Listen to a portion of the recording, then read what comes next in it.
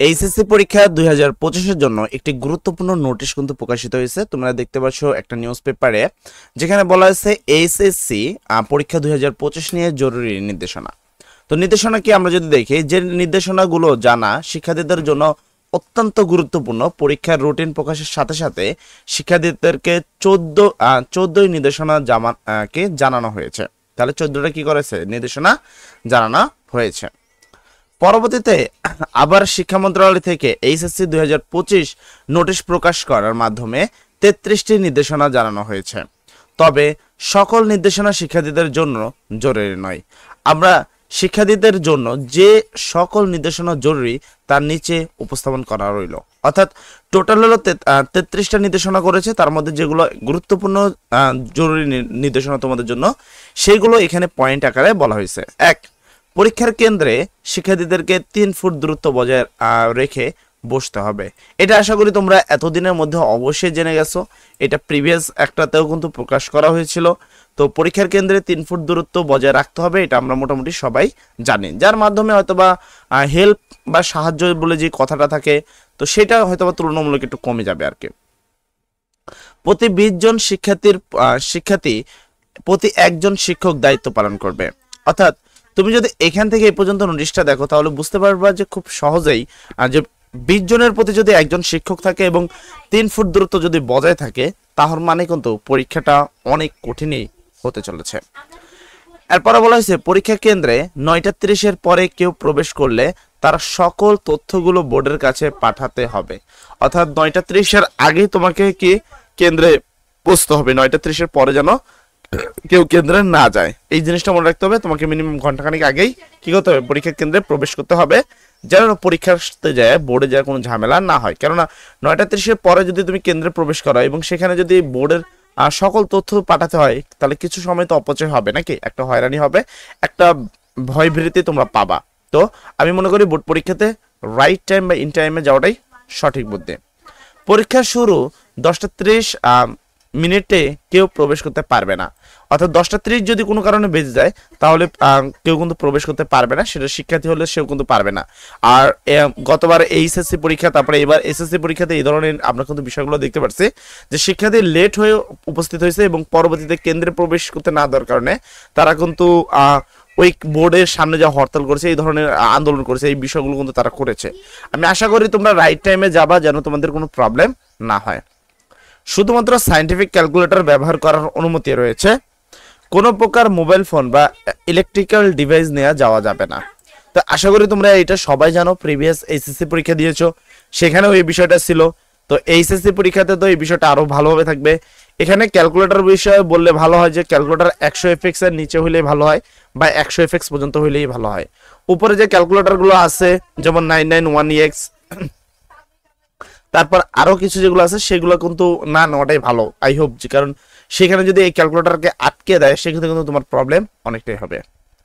প্রথমে বহু নির্বাচনী পরীক্ষা আয়োজন করা হবে, পরবর্তী সৃজনশীল পরীক্ষার আয়োজন করা হবে। অর্থাৎ প্রথমে তোমাকে একটা প্রশ্নপত্র দেবে, যেটা হলো বহু নির্বাচনী পরীক্ষা থাকবে, এবং এরপর তুমি সৃজনশীল প্রশ্নের দিকে অবতীর্ণ হবা। বহু নির্বাচনী পরীক্ষা এবং সৃজনশীল পরীক্ষার মধ্যে কোনো প্রকার বিরতি থাকবে না। এই কথাটা আগে কখনো উল্লেখ করা ছিল না, তবে এবার উল্লেখ করেছে এই কথাটা। আর বিশেষ কারণটা আমি তোমাকে বলে দিই। আর বিশেষ কারণটা হলো যে এই যে মাঝখানে তোমার দীপুমণি ছিল, তিনি কিন্তু বলেছিল যে 5 ঘন্টা পরীক্ষা হবে, মাঝখানে 1 ঘন্টার একটা বিরতি দেওয়া হবে, যার কারণে এইটা একটা নির্দেশনা দিয়ে দিয়েছে যে কোনো বিরতি হবে না।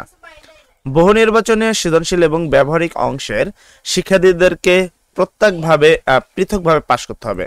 তার মানে তোমাকে বহু নির্বাচনীয় পাশ করতে হবে, ব্যবহারিকও পাশ করতে হবে। সাপোজ যদি আমি বাংলার কথা বলি, বহু নির্বাচন পরীক্ষা থাকে 30টার মধ্যে 3 ভাগের 1 ভাগ হলো পাস, মানে 10 মার্ক। এখন 10 মার্ক হলো বহু নির্বাচনে প্রশ্নে। এবার তুমি এখানে 9 পেয়েছো, আর পরীক্ষায় ব্যবহারিক পরীক্ষায় তুমি পেয়েছো, মানে মেন পরীক্ষায় তুমি পেয়েছো আরো বেশি পেয়েছো সৃজনশীলে, কিন্তু লাভ নাই, দুইটা মিলে 33 হলে হবে না। তোমাকে বহু নির্বাচনে আলাদা পাশ করতে হবে, সৃজনশীল কিন্তু তোমাকে আলাদাভাবে পাশ করতে হবে। এটা তোমাকে মাথা যেন থাকে। তো অবশ্যই বাংলার জন্য বহু নির্বাচনী প্রশ্নের জন্য গুরুত্বপূর্ণ ভাবেই দিবা। 2025 সালের শর্ট সিলেবাসের উপর প্রশ্ন তৈরি করা হবে। তাহলে 2025 সালে কি শর্ট সিলেবাসের উপর প্রশ্ন করাবে। সিলেবাসের বাইরে থেকে কোনো প্রশ্ন আসবে না বলে জানানো হয়েছে। OMR শিট সঠিকভাবে পূরণ করতে হবে। OMR শিট ভুলভাবে ভরাট করলে শিক্ষার্থী ফেল করতে পারে। এছাড়াও OMR শিট ভাঁজ করা যাবে না, অবঞ্জনীয় কোনো দাগ দেওয়া যাবে না। পরীক্ষা শুরুর 3 দিন পূর্বে পরীক্ষার্থী বা পরীক্ষা কলেজের নিকট থেকে প্রবেশপত্র সংগ্রহ করতে করতে হবে। তো প্রবেশপত্র নিয়ে আমি অবশ্যই বলবো যে কি কোনো শিক্ষক বা কোনো প্রধান শিক্ষক যদি তোমাদের বলে যে পরীক্ষার আগের দিন তোমাদেরকে প্রবেশপত্র দেওয়া হবে, তার মানে ভাববা যে তোমাদের কোনো একটা প্রবলেম রয়েছে যার কারণে তারা এটা দেয়নি এবং তোমার কোনো রেজিস্ট্রেশন হয়নি। যদি রেজিস্ট্রেশন হয় তুমি অনেক আগেই প্রবেশপত্র পেয়ে যাবা, ঠিক আছে। তো এটা নিয়ে কিন্তু এসএসসিতে খুব সমস্যা হয়েছে। আই হোপ যে ইন্টারমিডিয়েটে এই ধরনের আর কোনো সমস্যা হবে না। তারপর কোনো সমস্যা থাকলে তাৎক্ষণিক কলেজে শিক্ষকের সাথে যোগাযোগ করবে এবং তার সমাধান করতে হবে। যদি তোমার কোনো প্রবলেম হয় পরীক্ষার মধ্যে, যেমন হলো ওএমএস শিটে কোনো প্রবলেম হয়েছে, সেক্ষেত্রে সঙ্গে সঙ্গে তোমার কি যোগাযোগ করতে হবে। পাশাপাশি যদি তোমার অ্যাডমিট কার্ড নিয়ে কোনো সমস্যা হয় তাহলে তুমি যে কলেজে পড়ো সেই কলেজে কিন্তু তোমাকে যেতে হবে। বোর্ডের কাছ থেকে পরীক্ষার প্রশ্ন 2 সেট করে পাবে। তো প্রতিটি পরীক্ষার কেন্দ্রে সেখান থেকে যে কোনো একটি সিটে পরীক্ষা আয়োজন করতে হবে, যা পরীক্ষা শুরুর 25 মিনিট পূর্বে SMS এর মাধ্যমে জানিয়ে দেওয়া হবে। এছাড়াও কেন্দ্রের প্রশ্ন নিরাপত্তা দেওয়ার জন্য যথেষ্ট ব্যবস্থা গ্রহণ করতে হবে। তো আশা করি এখানে যে নোটিশগুলো দেওয়া হয়েছে এটা তোমাদের জন্য অনেক গুরুত্বপূর্ণ। যাই হোক, সবাই ভালো থাকবা। তোমাদের পরীক্ষার জন্য অনেক সুন্দর হয়। পাশাপাশি আমি চেষ্টা করবো যে তোমাদের পরীক্ষার মধ্যে অবশ্যই আমরা লাইভ ক্লাসে থাকবো। তো আমাদের চ্যানেলটি সাবস্ক্রাইব করে রাখতে পারো তোমাদের মেন পরীক্ষার জন্য। আসলে সবাই ভালো থাকবা, সবার জন্য দোয়া করি। আসসালামু আলাইকুম।